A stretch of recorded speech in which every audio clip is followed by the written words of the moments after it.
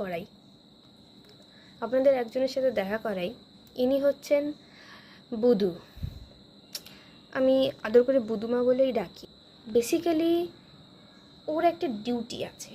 সকাল না, আমাকে অত আদর করতে হবে না এখন, সকাল 9টা থেকে 4:30 বা 5টা পর্যন্ত ও ডিউটিতে থাকে, পাড়া চড়ার ডিউটি। এবং তারপরে ওর খেয়াল হয় যে আমার একটা বাড়ি বলে বস্তু আছে বা আমাকে একটা সেফ জায়গায় থাকতে হবে।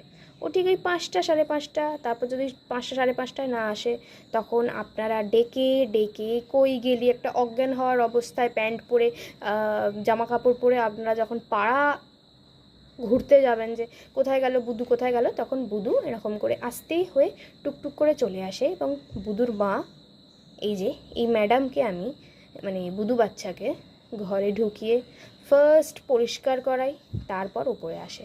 কারণ উনি তো প্রচুর কাজ করেন, পাড়ায় বিখ্যাত একটা